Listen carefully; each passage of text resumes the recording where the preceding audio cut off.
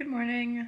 Welcome to Astrolabe Visuals. Is I, Mars, the queer astrology nerd. Okay, what the fuck am I? Okay, yeah, welcome. We're gonna do a lesson today on something I feel like is really important to the zodiac. Maybe it's kind of self-explanatory once you see a picture of it. The different halves of the zodiac. So there's two different halves of the zodiac. There's the individual half and the social half. And just as always, the way that I have drawn the zodiac in this picture, and like all the pictures, most of the pictures that you're going to see, it's drawn with the beginning of the zodiac, so Aries, the spring, the cusp between Pisces and Aries. So the spring equinox is where the 12 o'clock mark is, and it goes clockwise. So that the autumn equinox between Virgo and Libra is the 6 o'clock mark.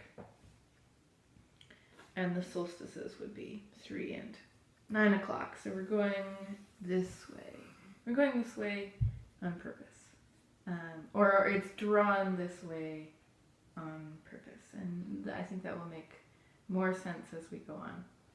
Oh, little mamba. His little tail made an appearance. So, social, individual. The first 6 signs of the zodiac, from Aries to Virgo, all deal with lessons of individuality. And then the second half of the zodiac, all of the latter 6 archetypes from Libra to Pisces, deal with our lessons of how we socially interact with the rest of the world. So maybe I'll go over a little bit just to give a clearer understanding of what that means. So Aries, the first sign, is about each individual person's relationship with their impulses and their spiritual autonomy. And Taurus is about, the next sign is about our own, each person's relationship to the kind of mass of their body, the gravity of their body, the feeling of having a body. And a body is a singular thing. The whole world, our bodies are part of the whole world, but those bodies are still distinct bodies. And that is Taurus. And then Gemini is when it's about us learning language, but it's also about the conversation that we have with ourselves, between ourselves. And this ongoing shorthand conversation that almost the different parts of yourself are having with each other. Almost the different halves of your brain interact between the corpus callosum. And that is Gemini. Cancer is each person's experience of empathy and their own connection to the rush of feelings that can come, and their persona, needing to have a persona in the world that we project into the world to kind of protect ourselves protect the vulnerable parts of ourselves. And that's an individual process. That's we all feel vulnerable in some ways, and we have coping mechanisms to deal with them, or personas. And then Leo is each person's experience of how they use their ego. Whenever I say that word, especially on the internet, I want to like just reaffirm that the ego is a tool, and a really important tool that everyone has in their toolbox. I know that that word gets a lot of stigma, but an ego is an important thing. It's like the center of our spirit, our heart and our back, like something that's carrying a lot of weight and doing a lot of labor in the world.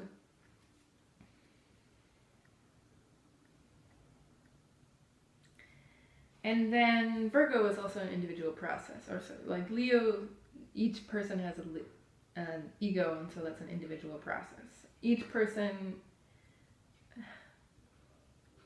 has their own relationship with digestion, eating, how they navigate using their body to interact with the rest of the world. Virgo is a really important and a really special and incredibly underappreciated sign and process that we all experience. So this process of our body is our own individual thing, but how do we use our individuality to give service to the greater world? Virgo. Libra, to start the social half of the zodiac. I mean, I don't know how you can like say, of course, Libra starts it out with a fucking bang. Libra, I mean, it's about balance. It's about the balance between two parties. It's a great way to introduce the whole social half of the zodiac, because it's about like learning someone else's language in order to be able to talk to them. It's a social thing. Scorpio, the next sign, is about merging with another person. Usually it's very one-on-one sign, but like that's still a social thing, to be one-on-one and to merge with another person in a very deep and almost like all-consuming way through sex. That's a social thing. Sagittarius. Social. It's an expansion of our spiritual selfhood and our like philosophy of the world through learning about other people. Like, I can only expand as a person and grow in this way as a person if I learn about things that are different than me. Sagittarius. Capricorn. Social. The only part of Earth that is social again. Capricorn, as like Earth's expression of social, Capricorns take on responsibility for people who need care. They take on responsibility of, like, they take the responsibility of how their actions and the world that they build, the homes that they build, the societies that they build, are societies and worlds and homes and cultures that other generations will live with. So it's like building a castle for the next generations to enjoy, but with that intent, like you can build, Capricorn is building a home for themselves, but their selfhood expands way beyond just their body.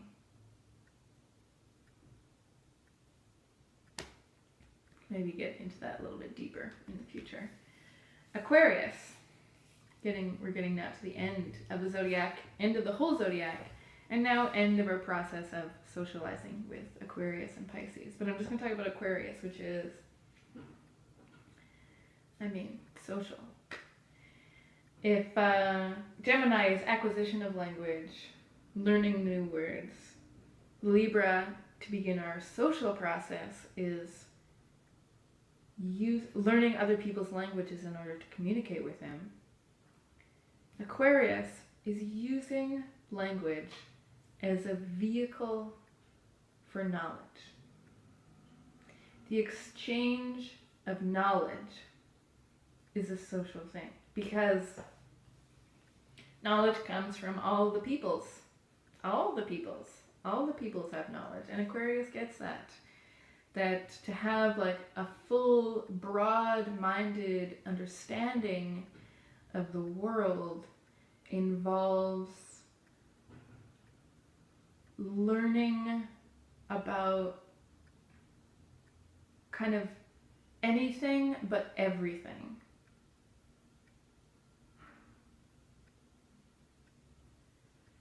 Finding the weirdnesses that every person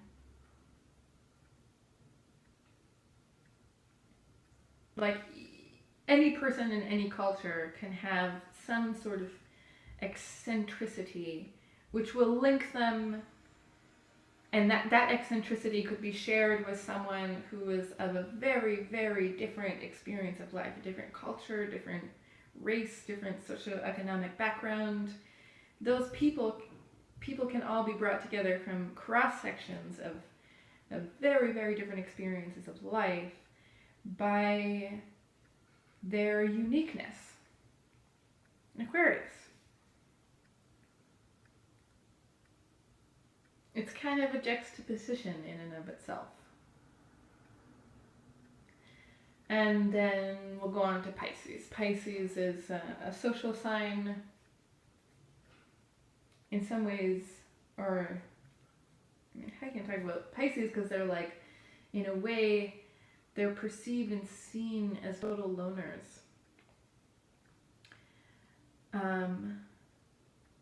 But truly, they're kind of in a way, that archetype embodies like the most social expression, which is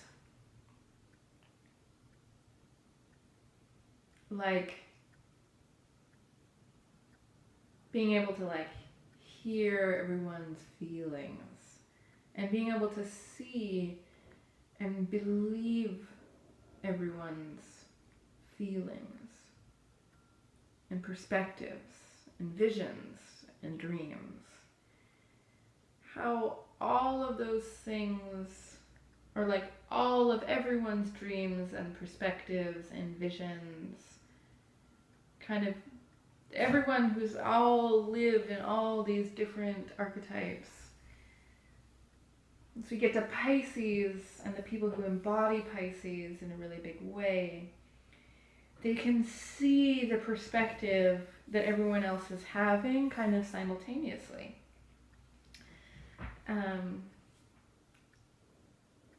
There's like this juxtaposition of being really connected to the psychic root system of the world. That's like everybody who's living now and everyone who's ever lived. Pisces has this kind of, it's like their roots are really intertwined with everybody. But there's a loneliness to it. Because there's a loneliness to living, let's be real. I'm going to bring up two other things that I thought were pretty interesting.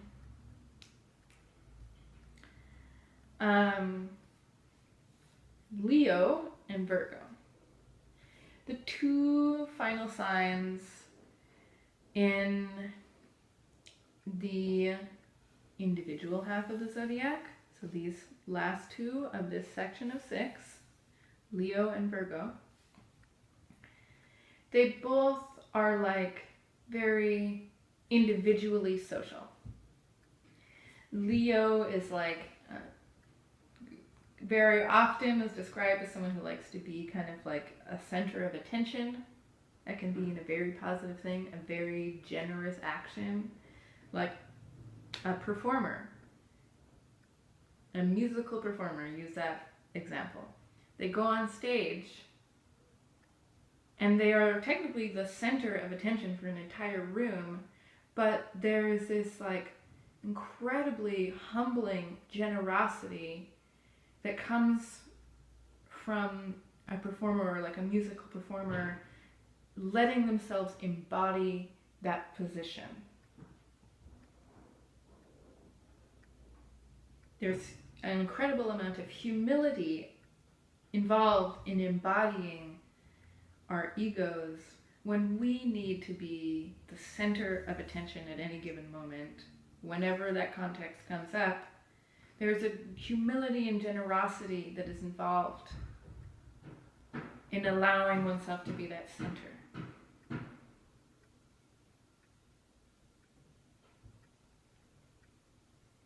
But it's still a like, I am deciding to be this thing. It's me at the center. But it's still me at the center of a group of people. Leo. The sun, literally, center of the solar system. The heart. Virgo. Also, using a similar process where it's about how their body as an individual body, and I touched on this earlier, their individual body and their individual body's needs. It's really about needs in Virgo, physical needs. The needs of your belly, your need to eat, your need to drink water, you need to get up and move every day in order for those things like the eating and the drinking and the digesting to go very well. But those needs, us fulfilling our own needs, helps the world. Us fulfilling, each individual person fulfilling their individual needs, helps the entirety of the world. People taking care of themselves is taking care of the world. And this gets expanded in a way, or maybe not expand is the right word, but like shared. Virgo shares this understanding with other people. How, because they very, very often, people, you know, you're talking about Virgo, you're talking about someone who is very generous with their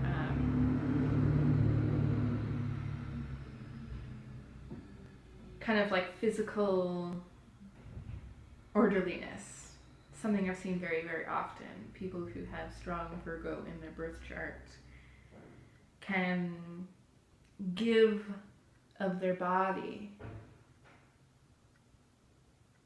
in a way, but it's still their experience, their individual experience of how they're giving their body. Okay, so I'm going to go on and I'm going to see how they are opposites of Leo's opposite of Aquarius and Virgo's opposite of Pisces.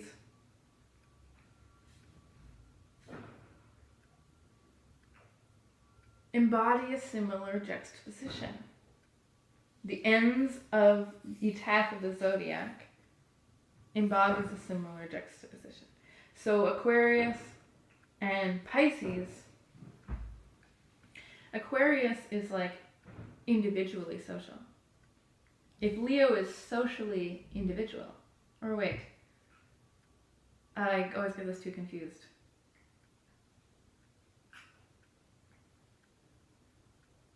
Yeah, Aquarius is socially individual and Leo is individually social.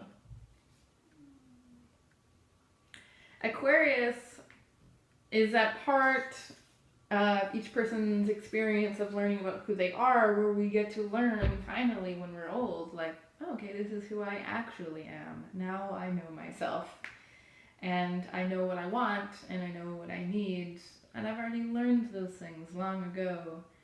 And now I just know who I am. Aquarius.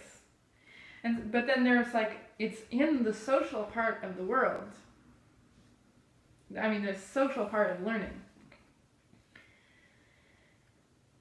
Aquarius is like interested in or they need to be an individual in such a profound way. They need their individuality to be kind of almost the center of how they navigate the world.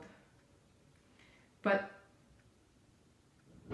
it almost seems to me that they need that individuality so desperately because, or so completely, it's such an integral part of how they need to survive in the world, because they live with this understanding of having a broad mind to see kind of everything that is happening, seeing the whole situation, interacting with anybody, talking to everyone, having friends of all different creeds and colors, and like freely giving of oneself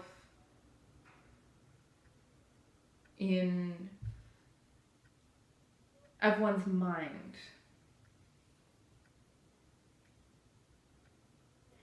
So I feel like I talked about it quite a bit a lot with Pisces, where there's like a loneliness to someone who is like connected to everyone's soul.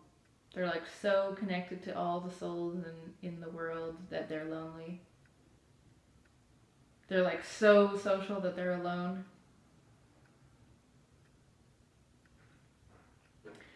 Anyways, I'm going to add one last little detail to this lesson and then I'm going to go. Or two last little details to this lesson. I'm just going to go over, just to plant a little seed of thinking, because I will definitely explain this poster all over again with these details and this stuff in greater detail. But first, I'm just going to go over what the mantras are for each of the archetypes, because they're shown here. So I'm just going to go over first the individual half of the zodiac. So Aries is I am. Taurus is I have. Gemini, I think. Cancer, I feel. Leo, I will. Virgo, I analyze. Individual processes. Social processes. Libra, I balance. Scorpio, I desire. Sagittarius, I see. Capricorn, I use. Aquarius, I know. Pisces, I believe. So that was the lesson for today. Oh my god. What's with the random singing, Mars? Okay. Thanks for watching. And if you enjoyed this video, please subscribe to my channel. And share with buds who like astrology. Leave a comment of what you thought. And you can also send me a donation or tip on PayPal if you want more lessons. Okay, thank you. Bye-bye.